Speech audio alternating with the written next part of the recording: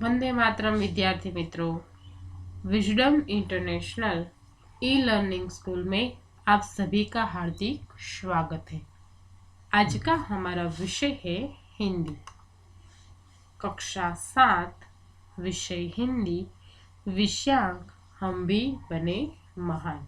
विद्यार्थी मित्रों, हमारे भारत देश में कई ऐसे महान व्यक्ति रह चुके हैं जिसकी महानता को, जिसके कार्यों को, उनके योगदान को, बलिदान को आज भी हम याद करते हैं, जिनकी कीर्ति वर्षों तक हमारे मन में छपी हुई है। ऐसे महान व्यक्ति जैसे कि महात्मा गांधी, जो हमारे राष्ट्रपिता है, उनका जो योगदान था, उनका जो बलिदान था, उन्होंने हमारे भारत देश के लिए जो महान कार्य किया है वो आज भी हम नहीं भूल पाए। उसी तरह वीरता की एक अद्भुत मिसाल महारानी लक्ष्मीबाई, जिसकी वीरता को युगों युगों तक हम याद रखेंगे, उनकी महानता को याद रखेंगे। उसी तरह स्वामी विवेकानंद, जो युवा धन के लिए सबसे ज़्यादा प्रेरणा रूप है। तो ऐसे महान व्यक्ति को हम हमेशा याद रखते हैं। जवाहरलाल नेहरू, उनके महान कार्यों को भी हम कभी भूल नहीं सकते। तो ऐसे कई महान व्यक्ति हैं, जैसे कि लौह पुरुष सरदार वल्लभ भाई पटेल। तो विद्यार्थी मित्रों, ऐसी कई महान विभूतियां हैं हमारे भारत देश में, जिनकी महानता को हम आज भी नहीं भूल पाए। उनके महान कार्यों को देखकर हमें भी प्रेरणा लेनी चाहिए और हमें भी उनकी तरह अपने आप को महान बनाना चाहिए। तो इस पाठ में कुछ ऐसा ही दर्शाया गया है कि इस प्रकार महान व्यक्तियों के चरित्र को जानकर, उनकी महानता को जानकर, उनके जो गुण है वो हम अपने अंदर उतारे और हम भी उनकी तरह महान बनने का प्रयत्न करें। तो इस पाठ में कुछ चरित्र हमारे सामने है। तो इस पाठ की शुरुआत में लिखा गया है कि सीधे सादे कार्य एवं घटनाओं में कर्तव्य पालन, प्रामाणिकता, मानवता, अविरत अभ्यास आदि तत्व जुड़े पर कार्य और कर्ता दोनों की गरिमा और महिमा बढ़ जाती है। यानी कि हमारे जो कार्य है, जो रोज बरोज के सीधे सादे कार्य है, उस कार्य में और हमारे जीवन से जुड़ी घटनाओं में अगर कर्तव्य पालन हो, यानी कि हम सबसे ज़्यादा ध्यान किस पर दें? अपने कर्तव्य पर। हमारे कर्मों में प्रामाणिकता हो, मानवता हो और हम अपने कर्मों के प्रति अविरत अभ्यास करें, तो हमारे जो कार्य है वो क्या बन जाते हैं? एक महान कार्य बन जाते, एक महिमा बन जाते। हमारे जो कार्य और हमारा खुद का गौरव बढ़ता है।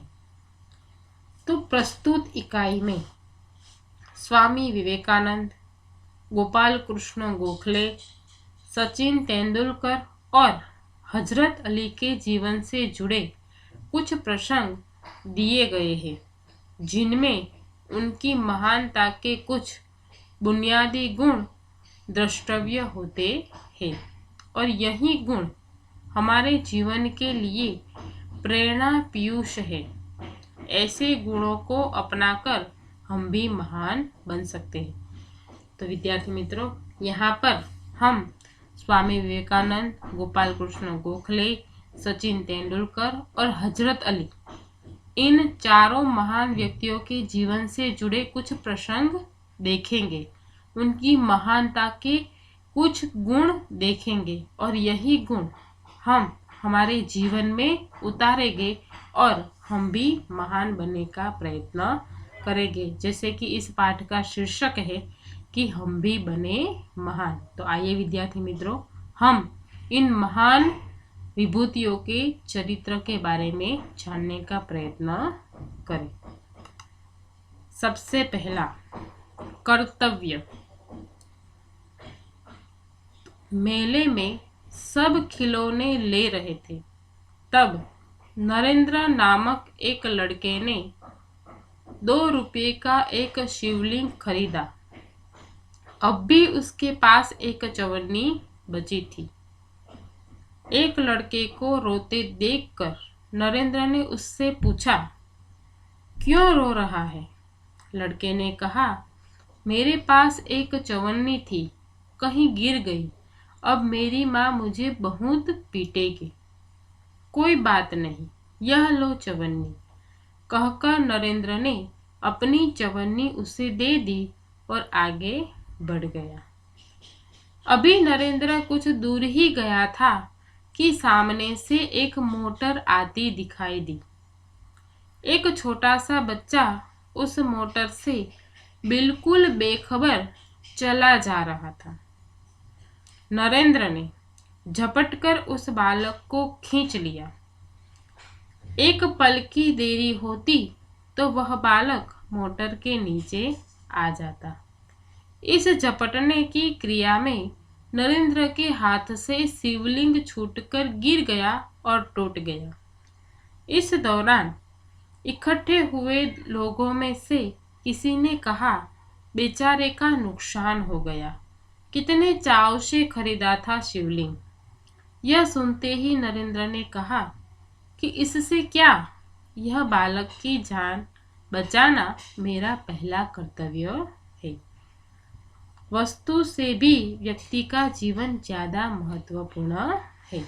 यानी कि यहाँ पर एक मेले में एक बच्चा जाता है जिसका नाम है, उस बालक का नाम क्या है? नरेंद्र है। जो मेले में जाता है और खिलौने सब खरीदते हैं, तो वह भी 2 रुपये में क्या खरीदता है? शिवलिंग खरीदता है। अब भी उसके पास एक चवन्नी, मतलब कि 2 रुपये से वो खिलौने खरीदता है और खिलौनों में क्या वो लेता है? शिवलिंग लेता है। और फिर उसके पास क्या बचता है? एक चवन्नी बचती है। तब वो एक लड़के को रोते हुए देखता है। वो लड़का जिसका नाम क्या था? नरेंद्र। तो वो उससे पूछता है कि तू क्यों रो रहा है? तब लड़के ने क्या उत्तर दिया कि मेरे पास एक चवन्नी थी, वो कहीं गिर गई। अब मेरी माँ मुझे बहुत डांटेगी, बहुत मारेगी। तब वो जो लड़का था नरेंद्र, वो उसके पास जो चवन्नी बची थी वो किसे दे देता है? उस बालक को दे देता है और आगे बढ़ जाता है। और फिर नरेंद्र कुछ ही दूर जाता है कि सामने से एक मोटर आती है और एक छोटा सा जो बालक था, एक बच्चा था, वो बिल्कुल बेखबर उस मोटर के सामने से चला जा रहा था। नरेंद्र ने झपटकर उस बालक को खींच लिया। अगर एक पल भी वो दूर रहता, यानी कि देरी रहती एक पल के लिए भी, तो वह बालक मोटर के नीचे आ जाता और बड़ा सा अकस्मात हो जाता। और इस झपटने की क्रिया में नरेंद्र ने जो शिवलिंग खरीदा था, बड़े ही चाव से, बड़े ही प्यार से वो शिवलिंग उससे हाथ से गिर जाता है और टूट जाता है। मतलब नरेंद्र को दोनों तरफ से नुकसान हुआ। पहला तो शिवलिंग खरीदा, वह भी टूट गया, और खरीदने के बाद जो एक चवन्नी उसके पास बची थी वो भी उसने उस बच्चे को दे दी। इस दौरान भीड़ हो गई, सभी लोग वहां पर इकट्ठे हो गए। तो किसी ने कहा कि बेचारे का नुकसान हो गया, उसका जो शिवलिंग था वो टूट गया। कितने मन से, कितने चाव से उसने वो शिवलिंग खरीदा होगा। तब वो बालक नरेंद्र क्या कहता है कि यह टूट गया तो क्या हुआ, शिवलिंग टूटने से कोई इतना बड़ा नुकसान नहीं होता। इस बालक की जान बचाना मेरा पहला कर्तव्य है। यानी कि ये मानवता है कि एक मनुष्य दूसरे मनुष्य की मदद करे, उसकी जान बचाए, उसकी प्राणों की रक्षा करे। ये मानवता का सबसे बड़ा गुण है जो उस छोटे से बालक में था। यानी कि वस्तु से भी अधिक व्यक्ति का जीवन महत्वपूर्ण है। सामने वाला व्यक्ति जो है वो जीवित है और उससे भी ज्यादा कीमती उसके प्राण है। यानी कि नरेंद्र ने उस वस्तु को उतना महत्व नहीं दिया, उसने किसको महत्व दिया? व्यक्ति के प्राण को, उस बालक के प्राण को, जिसके प्राण को उसने बचाया था। तो मानवता सबसे ऊपर होती है। बचपन से ही ऐसे ख्यालात रखने वाला नरेंद्र आगे चलकर स्वामी विवेकानंद के नाम से प्रसिद्ध हुआ। यानी कि यह जो बालक था जिसका नाम था नरेंद्र, वो और कोई नहीं बल्कि कौन था? स्वामी विवेकानंद, जो बड़ा होकर स्वामी विवेकानंद बना, जिसकी महानता को हम आज भी जानते हैं, जिसकी कीर्ति चारों ओर फैली हुई है। यानी कि बचपन से ही हमारे अंदर ऐसे गुण होने चाहिए जो भविष्य में हमारी प्रतिष्ठा को बढ़ाए। यह जो बालक था वो बचपन से ही कर्तव्यनिष्ठ था, उसके लिए सबसे ज़्यादा महत्वपूर्ण मनुष्य का जीवन था, ना ही कोई चीज़ वस्तु। तो हमें भी हमारे जीवन में इस गुण को अपनाना चाहिए। हमें भी दूसरों की मदद करनी चाहिए। हमें वस्तु को इतना मूल्य नहीं देना चाहिए, उससे भी ज़्यादा मूल्य हमें मानवता के गुण को देना चाहिए, मनुष्यता को देना चाहिए, एक दूसरे की मदद करनी चाहिए। अब आगे दूसरी कहानी है जिसका नाम है नियम सबके लिए है। बात सन 1885 की है। पूना के न्यू इंग्लिश हाई स्कूल में समारोह हो रहा था। प्रमुख द्वार पर एक स्वयंसेवक नियुक्त था, जिसे यह कर्तव्य भार दिया गया था कि आने वाले अतिथियों के निमंत्रण पत्र देखकर उन्हें सभा स्थल पर यथास्थान बिठा दे। उस समारोह के मुख्य अतिथि थे मुख्य न्यायाधीश महादेव गोविंद रानडे। जैसे ही वह विद्यालय के द्वार पर पहुंचे, वैसे ही स्वयंसेवक ने उन्हें अंदर जाने से शालीनता पूर्वक रोक दिया और निमंत्रण पत्र की मांग की। यानी कि यह जो बात थी वो कौन से साल की थी? 1885 की। पूना में एक हाई स्कूल है जिसका नाम है न्यू इंग्लिश। वहां पर एक कार्यक्रम था, समारोह था, और प्रमुख द्वार पर एक स्वयंसेवक नियुक्त किया गया था और उसे क्या जिम्मेदारी दी गई थी कि जो भी अतिथि इस समारोह में आए तो उससे क्या लेना? निमंत्रण पत्र लेना, और निमंत्रण पत्र देखकर ही उसे उस सभा में, उस समारोह में प्रवेश करने देना। उस समारोह के एक मुख्य अतिथि थे, मेहमान थे, जिसका नाम था न्यायाधीश महादेव गोविंद रानडे। वो विद्यालय के द्वार पर पहुंचे। जैसे ही वो विद्यालय के द्वार पर पहुंचे कि उस स्वयंसेवक ने उसे रोका, प्रेम पूर्वक, नम्रता पूर्वक उनको रोका और उनसे क्या कहा कि लाइए आपका निमंत्रण पत्र पहले हमें दिखाइए, तब जाके आपको प्रवेश मिलेगा। उस स्वयंसेवक को पता नहीं था कि जो सामने आने वाले जो व्यक्ति है वो खुद अतिथि है, जो खुद मेहमान है। जो मेहमान होते हैं उसे निमंत्रण पत्र मांगा नहीं जाता और उसे निमंत्रण पत्र की कोई आवश्यकता भी नहीं। लेकिन उसने तो उनसे भी मांग लिया जो उस समारोह के मुख्य अतिथि थे।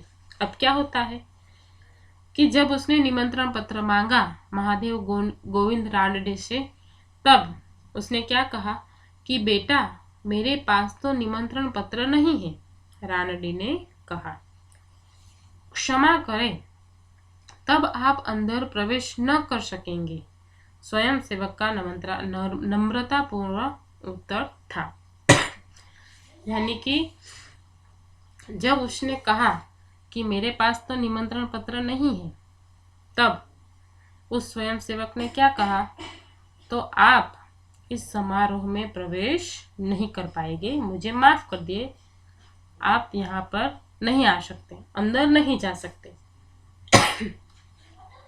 द्वार पर रानडे को देखकर स्वागत समिति के कई सदस्य आ गए और उन्हें मंच की ओर ले जाने का प्रयास करने लगे। अब द्वार पर रानड़े को देखकर, मतलब महादेव गोविंद रानड़े को जब द्वार पर लोगों ने देखा तो स्वागत समिति के लोग वहां पर पहुंच गए और उसे प्रेम पूर्वक मंच की ओर, स्टेज की ओर ले जाने लगे। पर स्वयं सेवक ने आगे बढ़कर कहा, लेकिन स्वयं सेवक ने क्या कहा कि श्रीमान, मेरे कार्य में यदि स्वागत समिति के सदस्य ही रोड़ा अटकाएंगे तो फिर मैं अपना कर्तव्य कैसे निभा सकूंगा। मतलब कि उसने स्वागत समिति के जो सदस्य थे उनको कहा कि आप सब मेरे कार्य में क्या कर रहे हो, रोड़ा डाल रहे, मेरे कार्य को बिगाड़ रहे हो। मेरा कार्य क्या है कि जो भी समारोह में प्रवेश करे उनसे निमंत्रण पत्र लेना, अगर उनके पास निमंत्रण पत्र है तभी उनको अंदर प्रवेश करना है। लेकिन ये रानड़े को बिना निमंत्रण पत्र के अंदर ले जा रहे हैं, मतलब कि आप ही मेरे कार्य में बाधा डाल रहे हैं, तो फिर मैं अपना कर्तव्य कैसे पूरा करूं। कोई भी अतिथि हो उसके पास निमंत्रण पत्र होना ही चाहिए। भेदभाव की नीति मुझसे नहीं बरती जाएगी। उस स्वयंसेवक ने क्या कहा कि कोई भी हो, कितना भी बड़ा क्यों ना हो और कितना भी छोटा क्यों ना हो, लेकिन सबके पास निमंत्रण पत्र होना ही चाहिए। निमंत्रण पत्र है तभी वो प्रवेश कर पाएगा। किसी के भी साथ भेदभाव होना नहीं चाहिए, फिर वो कितना भी महान हो या कितना भी तुच्छ हो। मतलब कि उसकी बात सही है कि भाई जो बड़े हैं, जो अतिथि है, वो बिना निमंत्रण पत्र के आए, और जो सामान्य लोग हैं उससे निमंत्रण पत्र लिया जाए। ये तो भेदभाव हुआ। मतलब कि वो स्वयं सेवक एक कर्तव्यनिष्ठ व्यक्ति था कि उनका क्या कहना था कि छोटा हो या बड़ा, लेकिन नियम सबके लिए एक समान है। यह स्वयं सेवक आगे चलकर गोपाल कृष्ण गोखले के नाम से प्रसिद्ध हुआ और देश की बड़ी सेवा की। मतलब कि वो बचपन से ही नियम के विरुद्ध जाने वाला नहीं था। उनका कहना था कि नियम सभी के लिए एक समान होते, अमीर हो या गरीब हो, राजा हो या रंक, उच्च हो या नीच, लेकिन नियम सबके लिए एक समान होते हैं। यानी कि ये जो बालक था, जो स्वयं सेवक था, वो बड़ा होकर गोपाल कृष्ण गोखले बना। तो विद्यार्थी मित्रों, हमें भी इस कहानी से एक गुण अपने अंदर उतारना चाहिए कि हमें भी सभी नियमों का पालन करना चाहिए और करवाना चाहिए। तो विद्यार्थी मित्रों, आज हम यहाँ तक ही पाठ का अभ्यास करेंगे। आगे का अभ्यास हम अगले वीडियो में देखेंगे। धन्यवाद।